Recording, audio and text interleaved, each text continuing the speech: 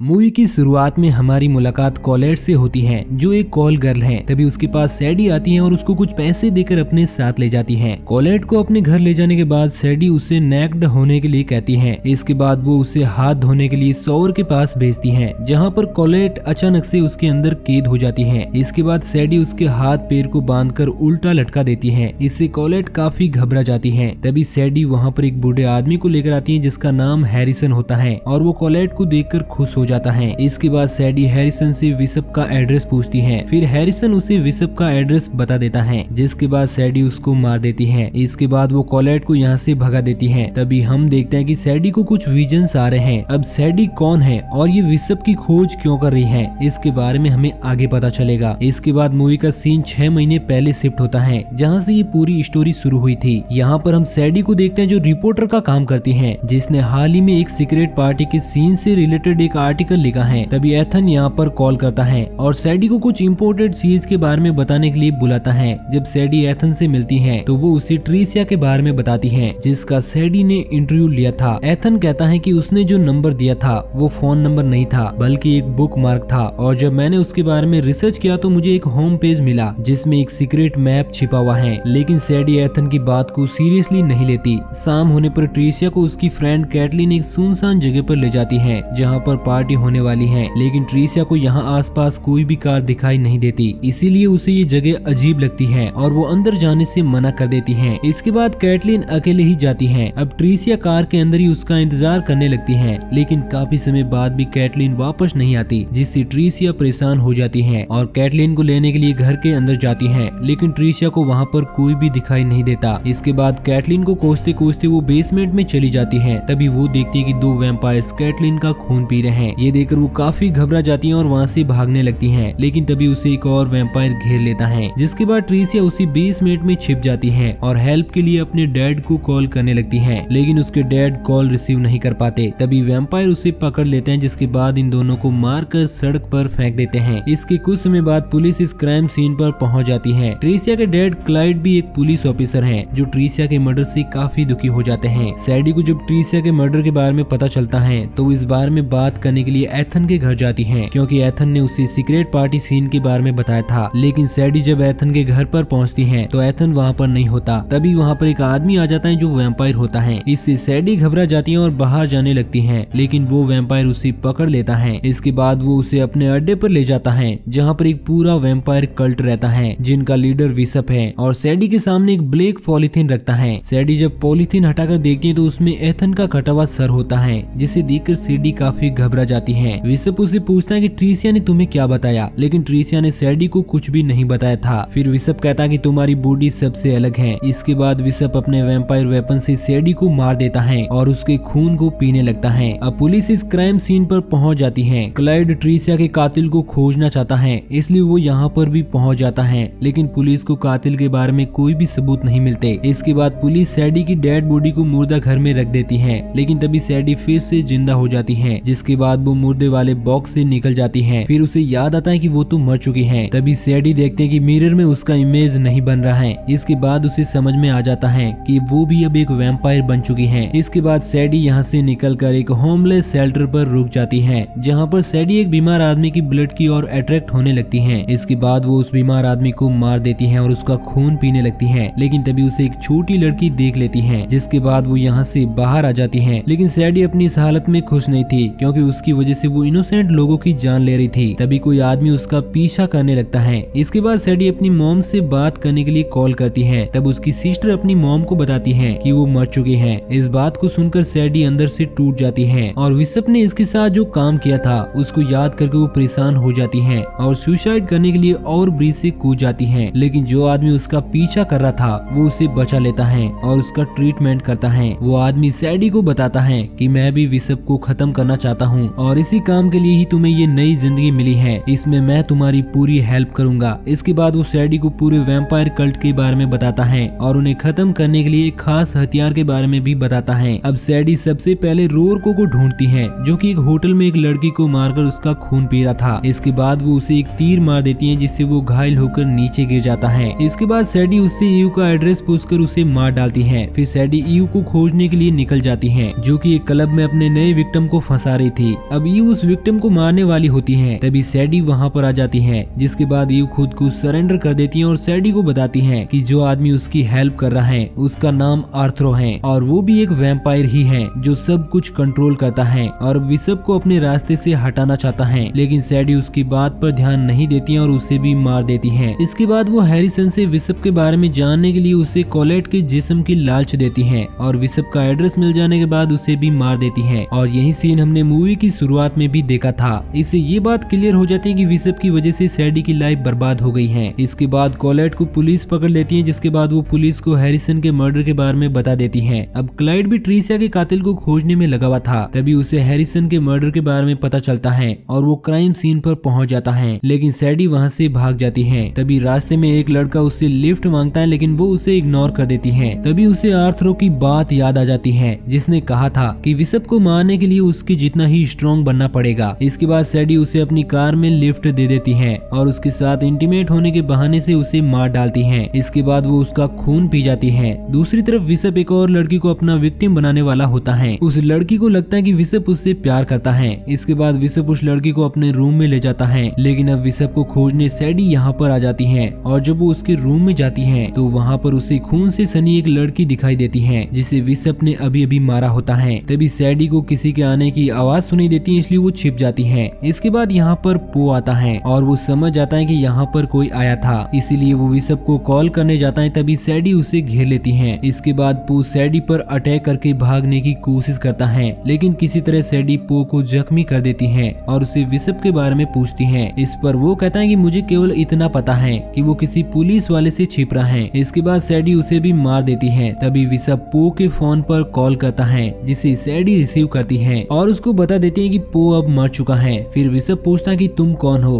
तब सैडी कहती है कि तुमने मेरा सब कुछ बर्बाद कर दिया, इसलिए मैं भी तुम्हें बर्बाद कर दूंगी, लेकिन हम दोनों में से एक चीज कॉमन होगी कि हम दोनों ही सुबह होने से पहले मारे जाएंगे। इसके बाद सैडी उस क्लब में जाती है जहाँ की पब्लिक फोन से विसप ने कॉल किया था, लेकिन विसप अब यहाँ पर नहीं था। इसके बाद सैडी यहाँ के वेटर को कुछ पैसे दे देती है और कहती है कि जिस आदमी ने कुछ देर पहले कॉल किया था, अगर वो दिखे तो मुझे कॉल करना। अब सैडी जैसे ही क्लब से बाहर आती है तो दो लुटेरे मिलकर उसे बेहोश कर देते हैं और सैडी को अपनी कार की डिग्गी में बंद कर देते हैं। इसमें से एक आदमी सैडी की कार को यहाँ से लेकर जाता है, जबकि दूसरा आदमी सैडी को लेकर जाता है। तभी रास्ते में सैडी को होश आ जाता है, जो कार की डिग्गी खोलकर बाहर निकल जाती है। तब वो आदमी सैडी को चेक करने के लिए गाड़ी रोकता है, जिसके बाद सैडी उस आदमी को घायल कर देती है और पूछती है कि मेरा बैग कहाँ पर है। तब वो बताता है कि मेरा दूसरा साथी तुम्हारी कार को लेकर जा रहा है, जिसमें तुम्हारा बैग भी है। इसके बाद सैडी यहाँ से निकल जाती है। दूसरी तरफ जो आदमी सैडी की कार लेकर भाग रहा था, उसे पुलिस पकड़ लेती है। तभी क्लाइड को उसके पास से सैडी का वेपन मिल जाता है, जिसे देखकर क्लाइड समझ जाता है कि ये उसी कातिल का हथियार है जो यहाँ पर मर्डर कर रहा है। इसके बाद क्लाइड उस चोर से पूछता है कि तुमने ये कार कहाँ से उठाई। इसके बाद वो क्लाइड को क्लब की लोकेशन बता देता है। तभी क्लब का वेटर सैडी के पास कॉल करके बताता है कि जिसे वो खोज रही थी वो अब यहाँ पर आया हुआ है। इसके बाद सैडी क्लब में जाती है, जहाँ पर क्लाइड उसका वेट कर रहा होता है, जिसके पास सैडी की वेपन वाली बैग भी होती है और इसी ने सैडी के पास कॉल कराई थी। क्लाइड को लगता है कि सैडी उसकी बेटी ट्रीसिया की कातिल है, इसलिए वो उसको अरेस्ट कर लेता है। तभी सैडी को उसकी कार में ट्रीसिया की एक तस्वीर दिखाई देती है, जिसके बाद वो क्लाइड को बताती है कि ट्रीसिया का कातिल विसप है, जिसे मैं मारने के लिए खोज रही हूँ। इसके बाद सैडी क्लाइड को बताती है कि मैं एक वैम्पायर हूँ। ये जानकर क्लाइड काफी हैरान होता है। तभी सैडी क्लाइड का गला पकड़ लेती है, जिसके बाद क्लाइड को उसकी हथकड़ी खोलनी पड़ती है। इसके बाद सैडी यहाँ से जाने लगती है और क्लाइड उसे शूट कर देता है, लेकिन अब क्लाइड को यकीन हो जाता है कि वो सही बोल रही है, इसलिए वो उसका ट्रीटमेंट करता है। दूसरी तरफ विसप ने सैडी को लाने के लिए जिस आदमी को भेजा था वो खाली हाथ वापस आता है। इसके बाद विसप उसे गुस्से में मार डालता है। इधर सैडी क्लाइड से डील करते हैं कि जब वो विसप को मार देगी तो क्लाइड उसे भी मार दे, क्योंकि वो अपने वैम्पायर वाली लाइफ से परेशान हो चुकी है। अब क्लाइड भी उसकी बात मान लेता है। इसके बाद दोनों विसप को मारने के लिए उसकी सीक्रेट लोकेशन पर जाते हैं और उसे ढूंढने लगते हैं। तभी क्लाइड को एक केस में ट्रीसिया दिखाई देती है। क्लाइड उसे जल्दी से बाहर निकालता है और उसे जिंदा देखकर काफी खुश होता है। तभी सैडी यहाँ पर आ जाती है और क्लाइड को ट्रीसिया से दूर हटने के लिए बोलती है और वो क्लाइड को बताती है कि विसप ने अब उसे एक वैम्पायर में चेंज कर दिया है, लेकिन क्लाइड को यकीन नहीं होता। तभी ट्रीसिया क्लाइड की गन लेकर उस पर टारगेट कर देती है। ये देखकर क्लाइड घबरा जाता है और कहता है कि मैं तुम्हारा डैड हूँ। ये सुनकर ट्रीसिया गुस्सा हो जाती है और कहती है कि अब विसप ही मेरे लिए सब कुछ है। इसके बाद वो क्लाइड को शूट करके वहाँ से भागने लगती है। फिर सैडी अपने वेपन से उस पर अटैक करती है, लेकिन उसका निशाना चूक जाता है। इसके बाद सैडी उसका पीछा करने लगती है और उसके पैर पर अटैक कर देती है, जिससे ट्रिसिया नीचे गिर जाती है। अब सैडी उसे विशप के बारे में पूछने लगती है, लेकिन ट्रिसिया उसे कुछ नहीं बताती। उसके बाद वो उसे मार देती है। तभी यहाँ पर विशप आ जाता है। अब सैडी उसे भी मारने जाती है, लेकिन उसके पास अब सिल्वर क्रॉस नहीं होती है। इसके बाद विशप सैडी को मारकर बेहोश कर देता है और सैडी को भी वैसे ही उल्टा लटका देता है, जैसा कि उसने खून निकालने के लिए कुछ लोगों के साथ किया था। इसके बाद विशप सैडी का खून निकालने के लिए उसकी गर्दन पर कट कर देता है, जिससे सैडी का बहुत सारा ब्लड बाहर आने लगता है। इसकी वजह से वो बेहोश हो जाती है। तभी उसे आर्थरो की एक बात याद आती है, जिसने बताया था कि तुम केवल एक परछाई नहीं हो, बल्कि सबसे काफी अलग हो। इसके बाद सैडी को होश आ जाता है। तभी उसे बचाने के लिए क्लाइड भी वहाँ पर आ जाता है, जो गोली लगने से केवल बेहोश हुआ था। वो सैडी को वहाँ से नीचे उतारकर अपनी जैकेट में लपेट लेता है और उसे यहाँ से लेकर जाने लगता है। तभी उसके सामने विशप आ जाता है, जिसके बाद क्लाइड विशप को रोकने के लिए उससे लड़ने लगता है, लेकिन विशप पावरफुल था, इसलिए वो क्लाइड को आसानी से हरा देता है। तभी अचानक से सैडी ठीक हो जाती है, जिसके बाद वो अपने क्रॉसबो को लेकर विशप की ओर बढ़ने लगती है। इसी बीच क्लाइड विशप को अपने शिकंजे में ले लेता है, जिसके बाद सैडी अपने सिल्वर क्रॉसबो से विशप के ऊपर अटैक कर देती है। इससे विशप की फाइनली मौत हो जाती है और इस तरह से सैडी अपना बदला पूरा कर लेती है। लेकिन अब सैडी भी काफी घायल हो गई थी। इसके बाद वो क्लाइड से कहती है कि अब तुम मुझे भी मार दो, क्योंकि मैं अपनी लाइफ इस तरह से नहीं बिताना चाहती। क्लाइड ऐसा नहीं करना चाहता, लेकिन सैडी की काफी रिक्वेस्ट करने के बाद क्लाइड को उसकी बात माननी पड़ती है, जिसके बाद सैडी को वो मार देता है। लेकिन वो ऐसा करके बिल्कुल भी खुश नहीं था। अब यहाँ पर पुलिस भी आ जाती है, जो सैडी की डेड बॉडी को ले जाकर मुर्दा घर में रख देती है। लेकिन तभी हम देखते हैं कि सैडी एक बार फिर से जिंदा हो जाती है और इसी के साथ ये मूवी यहीं पर एंड हो जाती है। तो दोस्तों, आपको ये कहानी कैसी लगी नीचे कमेंट करके जरूर बताना और इसी तरह की कहानियों के डेली डोज के लिए हमारे चैनल को सब्सक्राइब जरूर करना।